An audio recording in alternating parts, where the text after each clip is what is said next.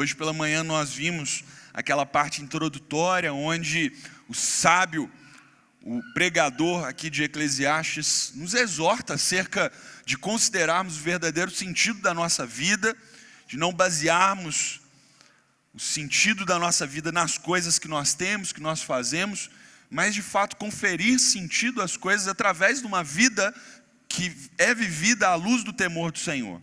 E nesse momento, quando o sábio encerra o livro, ele traz o verdadeiro significado da vida, ele traz o verdadeiro sentido, propósito da nossa existência, pelo qual, se todos nós seguíssemos, nós seríamos muito mais felizes, nós equalizaríamos a vida e traríamos sentido à nossa existência. Capítulo 12, versículos 9 a 14. Diz assim a palavra do Senhor: o pregador, além de sábio, ainda ensinou ao povo conhecimento, e atentando e examinando, compôs muitos provérbios. O pregador procurou achar palavras agradáveis e escrever com retidão palavras de verdade. As palavras dos sábios são como aguilhões, e as coleções de sentenças são como pregos bem fixados. Elas provêm de um único pastor. Além do mais, meu filho, leve em conta o seguinte: não há limite para fazer livros, e o muito estudar é enfado da carne. De tudo que se ouviu, a conclusão é esta: tema a Deus e guarde os seus mandamentos, porque isto é o dever de cada pessoa. Porque Deus há de trazer a juízo todas as obras, até as que estão escondidas, quer sejam boas, quer sejam más. Até aqui a palavra do Senhor, que o Senhor nos dirija na compreensão da sua palavra nesse momento. Meus irmãos, esse livro de Eclesiastes ele é muito interessante, porque ele não é fácil de ser lido.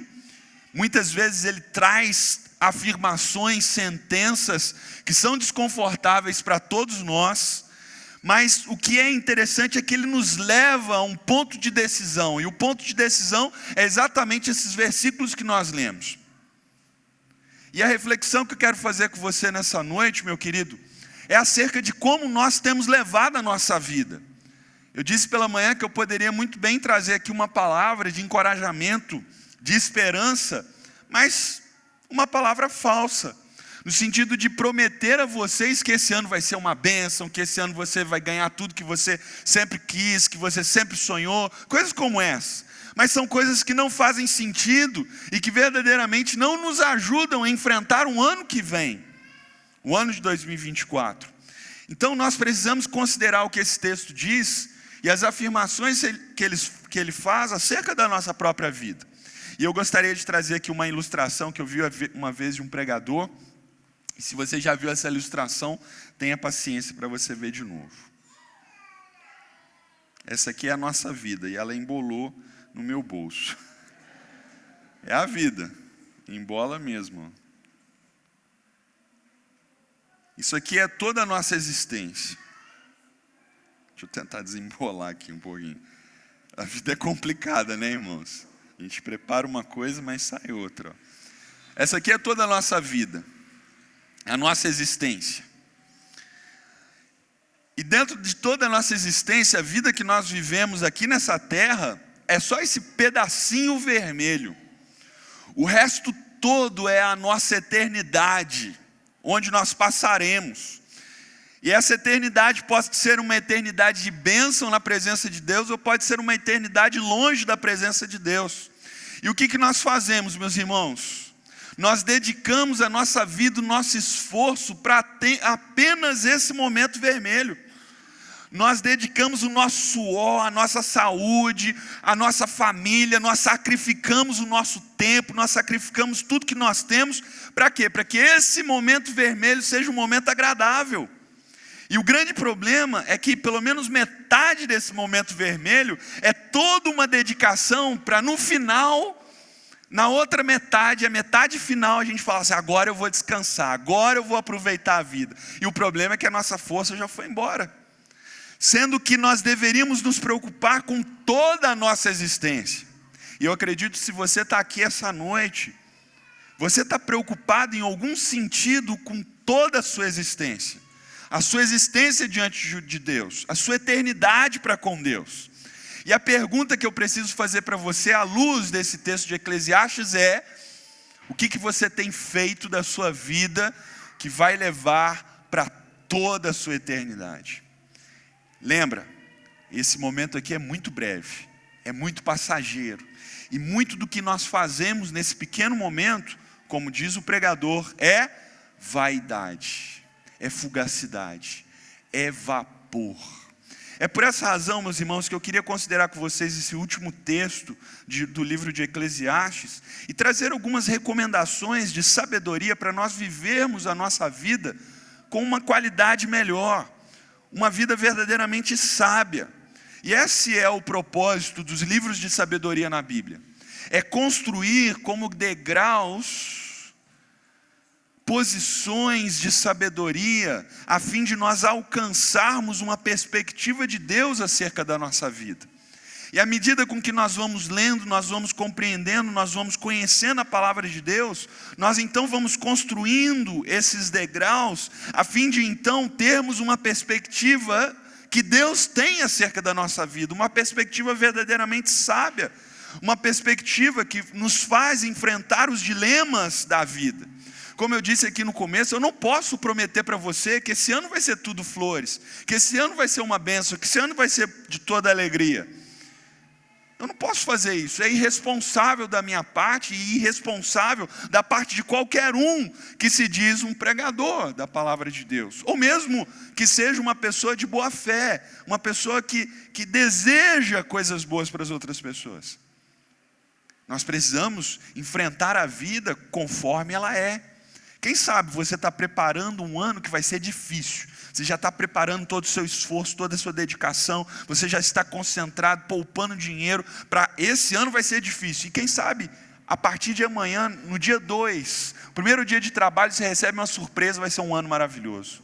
Ou então você está esperando que esse ano vai ser o ano da sua vida. E já no dia 2, você já recebe uma notícia que vai balançar as suas estruturas e vai fazer com que você enfrente o ano mais difícil da sua vida. Como então nós podemos passar esse ano debaixo de uma sabedoria que é a sabedoria de Deus para a nossa vida? Vamos considerar o texto então a partir aqui do versículo 9, meus irmãos, quando nós vemos a utilidade da sabedoria para a nossa vida. Nos versículos 9 a 11, o pregador é alguém sábio, alguém perspicaz, alguém que está disposto a ensinar aquilo que ele viveu e conheceu para outras pessoas. Nós sabemos que esse livro foi escrito por Salomão, e muito provavelmente a pessoa que mais bem viveu nesse mundo, porque tudo quanto ele desejou, ele tinha. Além da sua sabedoria, ele tinha riqueza, ele tinha acesso a coisas maravilhosas, ele desfrutou, aproveitou, e no final da vida ele considerou o verdadeiro sentido da vida a partir da sabedoria que ele havia recebido de Deus. Então ele se propõe a congregar aqueles mais jovens, a congregar aqueles que talvez sejam irresponsáveis no lidar da sua vida, e ensinar essas pessoas através de um método muito simples. E a gente sabe que Salomão escreveu vários provérbios. E escrever provérbios, como está aí no versículo 9, é escrever acerca de coisas difíceis da vida de modo simples, de modo que seja claro às outras pessoas. E no versículo 10 ele vai dizer que ele fez isso procurando achar palavras agradáveis, escrevendo com verdade, escrevendo com retidão. O que isso quer dizer para nós, meus irmãos? Quer dizer que quando Salomão se propôs a escrever esse livro, ele se propôs sim em ser agradável, por isso nós temos frases memoráveis no livro de Eclesiastes, mas ao mesmo tempo ele não se isentou de falar a verdade, de ser transparente. Tanto é que ele vai dizer aí no versículo 11, que as suas palavras são como aguilhões. O que isso significa? Aguilhão é como uma vara com a sua ponta de ferro, que era usada para espetar os animais, para que eles fossem conduzidos para o caminho correto. Então, enquanto o animal estava sendo conduzido pelo pastor, se ele se desviasse para a direita, o pastor espetava o animal para que ele voltasse para o caminho correto. Se o animal se estivesse desviando para a esquerda, o pastor espetava o animal para que ele voltasse para o caminho. Assim são as palavras que Salomão usa. Assim são as palavras, muitas vezes, da palavra de Deus, a fim de nos espetar para que voltemos ao caminho correto. É por isso que muitas vezes nós nos sentimos afrontados, confrontados pela palavra de Deus. Porque nada mais é do que o aguilhão de Deus para nos conduzir para o caminho correto. E eles são como pregos bem fixados, veja aí no versículo 11, são pregos bem fixados que grudam na nossa mente e nos fazem lembrar e nos fazem meditar, a fim de que nós nos lembremos das informações das palavras de Deus. E no versículo 11 ainda tem o que é mais maravilhoso acerca do que Salomão está nos ensinando. São palavras que provêm de um único pastor. Um único pastor, meus irmãos, para os escritores do Antigo Testamento, é referência direta a Deus. Salmo 80 e o famoso Salmo 23. O Senhor é meu pastor e nada me faltará. Ele me guia por pastos verdejantes, junto a águas de descanso. Ainda que eu ande pelo vale da sombra da morte, não temerei mal algum. Porque o Senhor, o meu pastor, está comigo. Ele me guarda, Ele cuida de mim, Ele me protege com a sua vara, com o seu cajado. Portanto, o que Salomão está dizendo para nós, meus irmãos, é que suas palavras são inspiradas, bem como toda a palavra de Deus, toda a Bíblia. São palavras inspiradas pelo Supremo Pastor, a fim de nos guiar nos dilemas, nas dificuldades e mesmo nas alegrias da vida. Porque nós temos a palavra de Deus? Para nós sermos direcionados, para nós sermos guiados, para nós sermos instruídos, para nós sermos capacitados a vivermos melhor. Você tem um dilema com a sua família, com a sua esposa? Ouça a palavra de Deus para lidar melhor com a sua esposa. Você está passando dificuldades com seus filhos? Ouça a palavra de Deus a fim de você educá-los nos caminhos do Senhor. Você precisa de sabedoria para trabalhar melhor, ou para ser um empregador melhor. Ouça a palavra de Deus. Na palavra de Deus nós encontramos tudo o que nós precisamos para uma vida de sabedoria, de qualidade, uma vida bem vivida. 2 Timóteo capítulo 3, versículo 16, um versículo que todos nós deveríamos conhecer de cor, diz o seguinte: toda a escritura é inspirada por Deus e útil para o ensino, para a repreensão, para a correção da educação na justiça. O que nós precisamos, temos diante de nós, a fim de alcançarmos a sabedoria para a nossa vida. Pergunta que eu preciso fazer para você essa noite, meu irmão, minha irmã, antes de virar o ano: o que ou a quem você tem dado ouvidos? De onde vem a fonte da sua sabedoria? De onde vem a fonte para você lidar com os dilemas da sua vida? De onde vem a fonte para você lidar com as questões pelas quais você passa no seu dia a dia? De onde você tem extraído sabedoria para a sua vida? Onde está o seu conteúdo? Onde está o seu conteúdo? Hoje nós temos mais do que nunca, em toda a nossa existência, inúmeras fontes, conteúdo sendo produzido atrás de conteúdo. Mas a quem você tem ouvido? A quem você ouviu esse ano todo? Essa é a pergunta que precisa ser feita. E Salomão prossegue no texto, no versículo 12 agora, nos advertindo acerca da sabedoria. Veja o que ele diz. Parece ser uma das suas frases enigmáticas aqui no livro, mas ela fica clara à luz de todo o contexto que nós estamos lendo. Ele fala o seguinte: além do mais, meu filho, leve em conta o seguinte: não há limite para fazer livros, e o muito estudar é enfado da carne. E aí, crianças, glória a Deus, é cansativo, né? Estudar demais também cansa. Mas o que Salomão está dizendo com isso aqui, gente, é que, de fato, a sabedoria, ela pode ser amplamente aproveitada. Os inúmeros livros que são produzidos estão mostrando a sabedoria disponível em todo o mundo. Há livros e instruções das mais diversas. Se nós hoje quiséssemos fazer, vou exagerar, tá, gente? Mas só para deixar claro. Se a gente quisesse fazer uma cirurgia, a gente olha o YouTube lá e a gente consegue fazer uma cirurgia através. Eu não tenho coragem, obviamente, mas mas talvez seja possível. Por quê? Informações disponíveis, a sabedoria para todos os lados. No entanto, essa sabedoria, se não for praticada, ela é apenas enfado. Meus irmãos, isso precisa ficar fixo em nossas mentes, porque muitas vezes nós achamos que são aqueles mais graduados, mais qualificados no sistema educacional do mundo todo, que são as pessoas mais sábias. Nada mais tolo que isso. As pessoas mais sábias são aquelas que utilizam a sabedoria para viver melhor. Nós temos muitos doutores e pós-doutores que vivem de forma miserável, que vivem de forma irresponsável, que vivem de forma mesquinha, sem sentido nenhum na sua vida, na sua existência. Tanto é, para citar aqui uma informação dos nossos dias, os lugares onde há mais suicídio são naqueles países onde há maior grau de instrução, onde há maior grau de escolaridade. Educação, simplesmente ler muitos livros, ter sua estante lá cheia de livros não significa nada, se você não coloca em prática. É isso que Salomão está dizendo para nós. É enfado, é cansaço. Nós precisamos tomar a sabedoria que vem da palavra de Deus em especial, e usar essa sabedoria para tornar a nossa vida melhor, para tornar a nossa vida prática, para tornar a nossa vida útil. A gente se lembra do próprio Salomão, lá em 2 Reis, capítulo 10, quando a rainha de Sabá vai visitá-lo, ouvindo da sua sabedoria. Aquela mulher importante, influente, vai até Salomão para conhecer acerca da sabedoria de Salomão.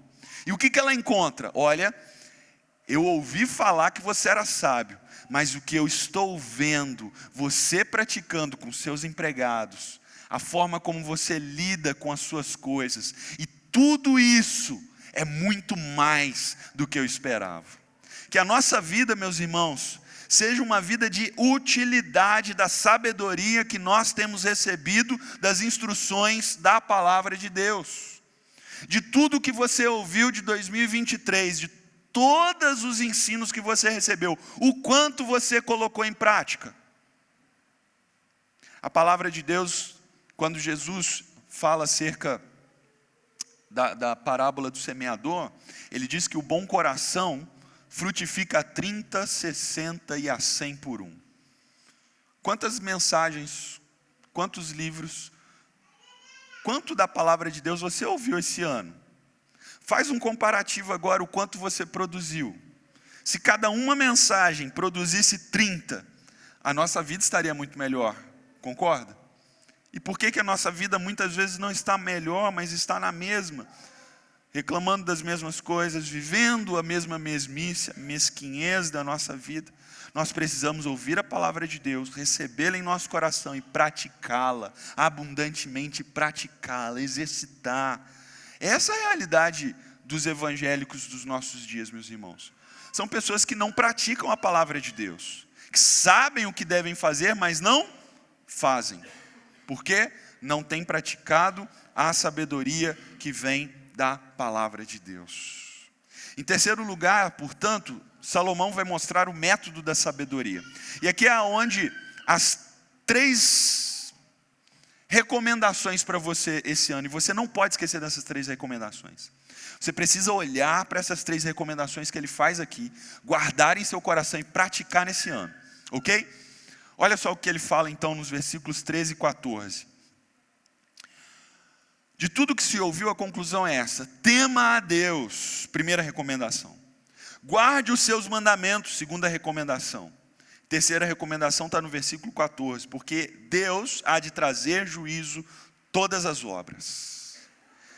Tema o Senhor, guarde os seus mandamentos e saiba que tudo será devidamente julgado. Para fazer rapidamente, falando sobre isso aqui, uma coisa que eu gostaria de chamar a sua atenção é que a estrutura que Salomão usa exatamente nesses versículos é a estrutura da Bíblia hebraica. A Bíblia hebraica possui 3 divisões: a Torá, os profetas e os livros de sabedoria.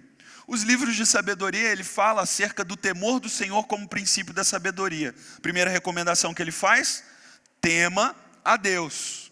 Os livros da Torá nos ensinam acerca de cumprir os mandamentos do Senhor. A segunda recomendação que ele faz: guarde os seus mandamentos. Os livros do profeta nos ensinam acerca do juízo do Senhor. O que ele faz? Saiba que haverá um juízo.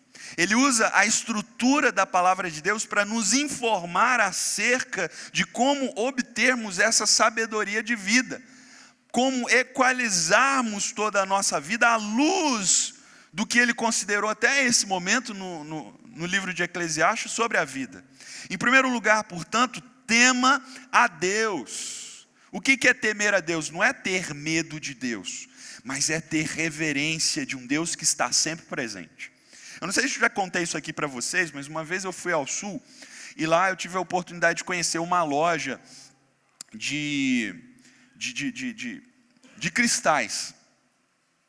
E, gente, a Andréia sabe, eu sou estabanado.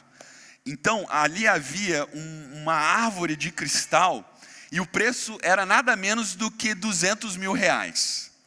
Então, imagina como eu cheguei perto daquela mesa.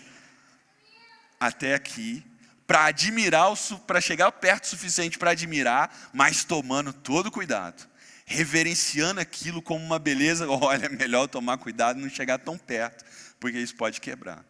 É óbvio que diante de Deus, Ele não vai quebrar com a minha aproximação, mas muitas vezes eu posso ser quebrado se eu me chegar até Deus de forma irresponsável. Temer a Deus, meus irmãos, é o equivalente à fé do Novo Testamento aqui no Antigo Testamento. Todas as vezes que o Antigo Testamento fala sobre temer a Deus, ele está nos chamando a vivermos uma vida de fé, uma vida da compreensão de que Deus está presente. Como os antigos disseram, coram Deu, diante de Deus. Deus está em todos os momentos presente na nossa vida. Seja quando nós fazemos coisas boas, seja quando fazemos coisas erradas, seja quando nós estamos conscientes do que devemos fazer, seja quando nós estamos perdidos. Termos a consciência do temor do Senhor nas nossas vidas nos ajudará a compreender que em todos os momentos Ele estará conosco. Isso pode ser uma dádiva, quanto também pode ser um grande problema para a nossa vida, se nós não o temermos corretamente. A segunda recomendação, portanto, está aqui ainda no versículo 13, acerca de obedecer a Deus, de cumprir os seus mandamentos. E nós sabemos, como cristãos, os mandamentos do Senhor são resumidos em 2. Quais são? Amar a Deus sobre todas as coisas e amar ao próximo. É assim que se resume os mandamentos do Senhor e é isso que Ele nos exige. E, meus irmãos, aqui é muito interessante porque muitas pessoas se sentem desesperadas, afligidas, porque elas ouvem, obedeça a Deus, como se isso fosse um problema, como se isso fosse uma grande dificuldade, como se isso fosse uma grande tribulação. Obedecer a Deus é algo bom, é algo maravilhoso. Olha o capítulo 7 de Eclesiastes, versículo 29. Esse é um dos versículos que eu mais gosto em toda a Bíblia. E, curiosamente, para mim, a NTLH, que normalmente não faz um bom trabalho de tradução, nesse versículo ela fez um grande trabalho de tradução. Porque ela fala assim, ali está na NAA, se eu não me engano. Mas olha só como que a NTLH fala. O que descobri é tão somente isso. Deus fez direita todas as coisas, mas o homem estragou tudo. O nosso problema é a nossa desobediência. As coisas dão errado na nossa vida porque nós somos desobedientes, porque nós somos mal criados. Deus estabelece um caminho, Deus estabelece um propósito, nós vamos e bagunçamos tudo. Nós somos como aquela criancinha que o pai, esses dias o Ed estava montando lá o dominó, né? Aí ele monta, e lá no final a criança vem, puf, derruba tudo. É assim que a gente faz. Assim que a gente desconstrói tudo que Deus tem para a nossa vida. É por essa razão que obedecer ao Senhor é algo bom. Se nós estivéssemos ouvindo isso, guardando isso no nosso coração e praticando, a nossa vida seria muito melhor. Seria muito mais útil. nós seríamos muito mais produtivos, nós seríamos muito mais felizes. Deus, preste atenção nisso que eu estou dizendo, Deus não é um desmancha-prazeres. No próprio livro de Eclesiastes, nós vemos diversos momentos, o sábio dizendo que desfrutar das coisas deste mundo é bom, é uma dádiva de Deus, um privilégio para nós. Quem estraga tudo é o homem. Quando coloca suas mãos de pecado e fala assim, deixa eu fazer do meu jeito. Meu irmão, abra suas mãos e fala, Senhor, deixa eu fazer do seu jeito. Terceiro lugar, considere o juízo de Deus. Veja de novo o versículo 14. Porque Deus há de trazer o juízo todas as obras, até as que estão escondidas, quer sejam boas, quer sejam más. Deus julgará todas as coisas. Ele julgará o que você está pensando exatamente agora. Ele julgará aquilo que você fez na semana passada, no ano passado, há 10 anos atrás. Ele julgará aquilo que você fará no futuro. Ele julgará os nossos pensamentos. Ele julgará até os nossos sentimentos que tivemos em relação às coisas, às experiências que nós tivemos nessa vida. Isso precisa nos alertar, mas ao mesmo tempo isso nos ajuda a vivermos melhor. Porque aí nós reconfiguramos a nossa mente, como bem colocou o pastor Vantuí aqui no começo do culto, nós mudamos a nossa mente para entendermos que um dia nós prestaremos conta de tudo aquilo que nós fizemos diante de Deus. Um dia eu estarei como um pregador da palavra de Deus, diante do meu Deus, diante do Senhor e juiz de toda a terra, e prestarei contas da forma como eu vivi, da forma como eu ensinei, e da fidelidade se eu tive ou não para com a palavra que eu transmiti. Isso também traz consolo ao nosso coração, porque nós sabemos, meus irmãos, que o mal não ficará sem ser punido. Todo o mal cometido neste mundo será devidamente julgado e punido pelo nosso Deus. Nada ficará impune. Bem como também todo o bem que nós fizemos será devidamente recompensado pelo nosso Deus. Pastor, mas eu fui esquecido, eu não fui lembrado, eu não fui recompensado. Mas o Senhor que estava presente viu e recompensará devidamente a cada um de nós, segundo a sua justiça e não a nossa. Isso nos consola, não é verdade? Eu acho que um dos bons livros e comentários bíblicos acerca do livro de Eclesiastes foi escrito pelo pastor Emílio Garófalo Neto. E comentando esse texto, concluindo esse texto, ele fala o seguinte: Eclesiastes é um resumo da vida. Frustração, tédio, prazer, alegria, tristeza e tudo mais fazendo sentido quando vemos que Deus usa tais coisas para nos guiar pela vida rumo a Ele mesmo. Deus está usando cada uma das suas experiências, sejam boas, sejam ruins, para conduzir a Ele mesmo. Como esse sábio e amoroso pastor, trazendo de volta a si mesmo tudo que você tem experimentado nessa vida. E a pergunta é: como você vai viver? Como você vai viver esse ano de 2024? Distante, longe do Senhor, como se Ele não existisse?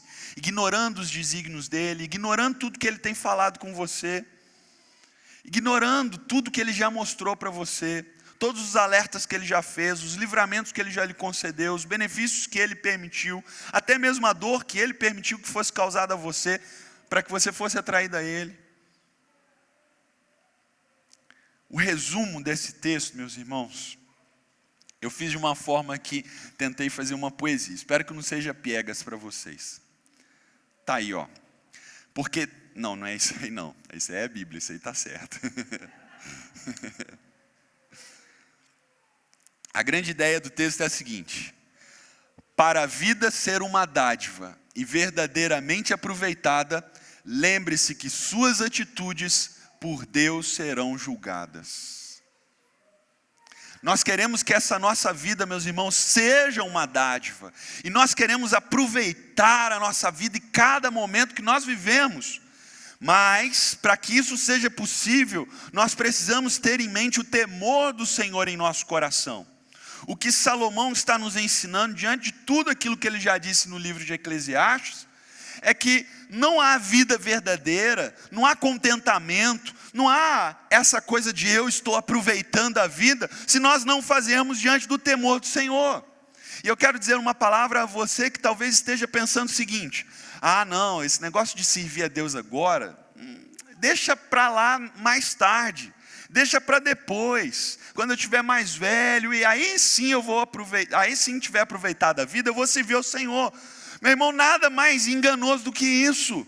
É como se nós estivéssemos deixando a melhor parte para depois. Faça agora, viva para Deus agora, se beneficie de tudo que Ele tem para a sua vida agora.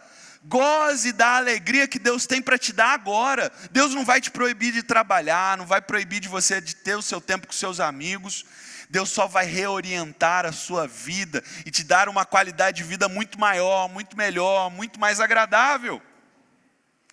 O livro de Eclesiastes equaliza a nossa compreensão acerca da vida. O que é equalizar a vida? Isso que eu falei algumas vezes aqui no nosso sermão.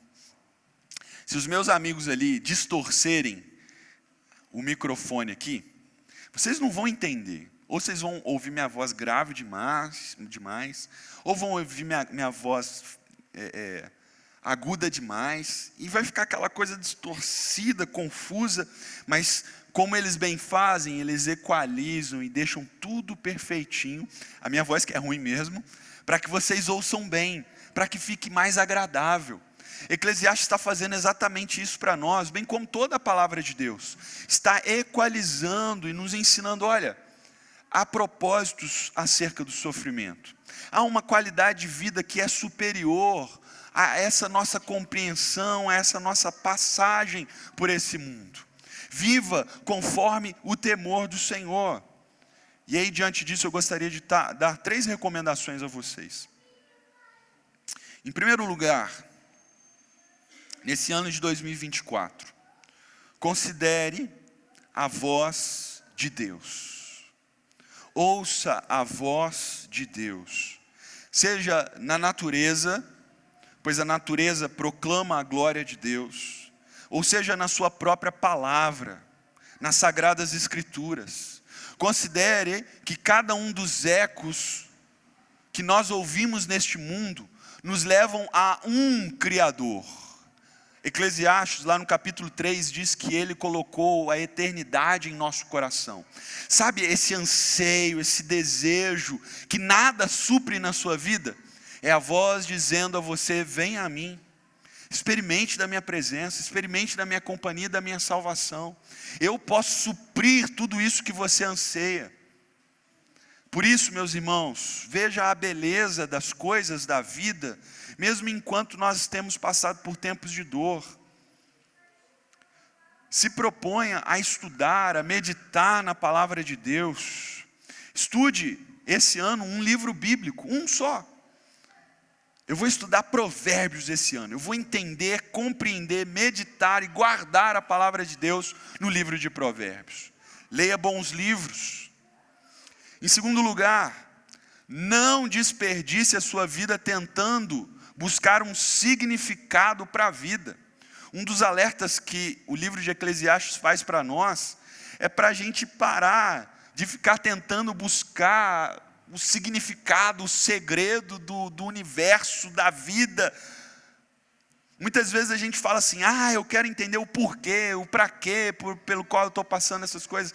O livro de Eclesiastes está falando assim: para, que você não vai entender, pelo menos não desse lado de cada eternidade.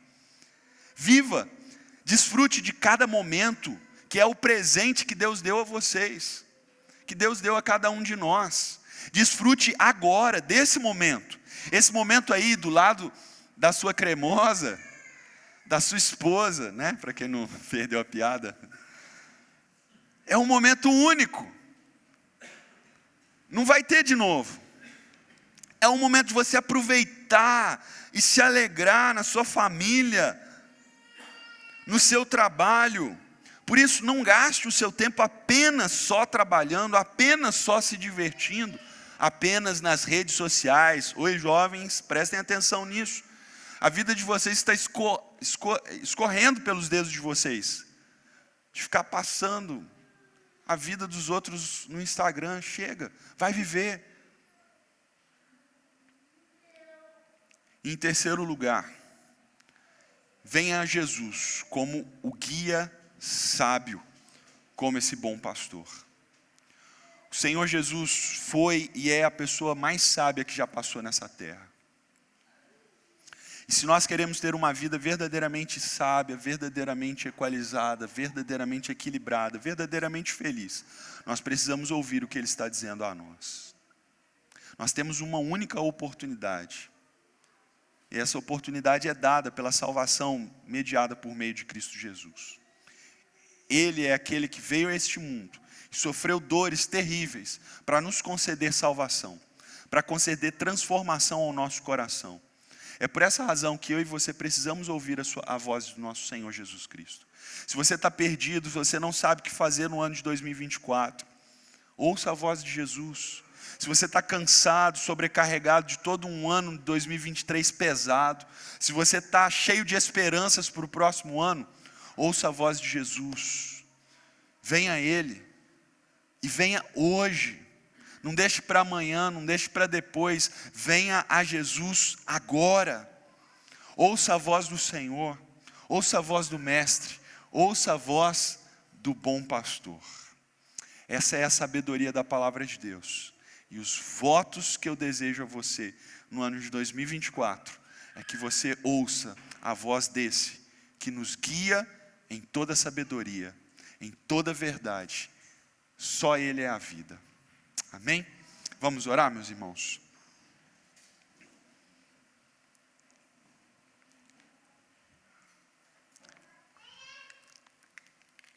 O pessoal do louvor pode vir aqui à frente.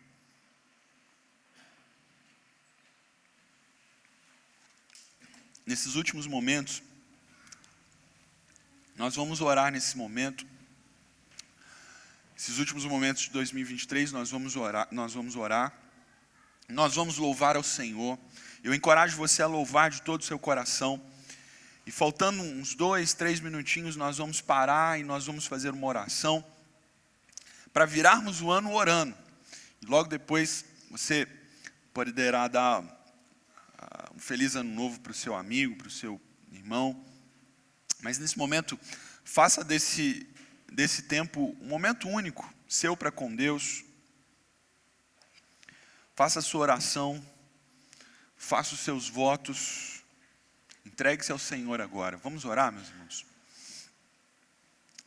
Senhor, nós estamos aqui tão somente por causa da sua graça, ó Deus. O Senhor nos trouxe até o final desse ano. E nessa virada, nesses minutos que restam, nós queremos consagrar o ano de 2024 ao Senhor. Ó Deus, como aprendemos de Eclesiastes, nós não podemos definir, prever o que vai acontecer. Nós temos muitos desejos, muitas expectativas, nós temos esperança, mas sabemos que o Senhor nos guiando, o Senhor nos direcionando, tudo estará seguro. Porque seja a tempestade que tivermos que enfrentar, sejam as alegrias que vierem, nós sabemos que em todas as coisas nós somos mais que vencedores por aqueles que nos amou primeiro. E, ó Deus, nós queremos então consagrar esse novo ano diante do Senhor e pedir para que o Senhor nos abençoe. Pedir para que o Senhor nos use, ó Deus, para que o Senhor possa nos dar alegrias, possa nos trazer, ó Deus, mais transformação pessoal, para que sejamos mais próximos do Senhor, para que sejamos mais amigos de Jesus. Ó Deus, ouve a nossa oração, Senhor. Transforme o nosso coração à luz da Tua palavra. Em nome de Jesus nós oramos. Amém, Senhor.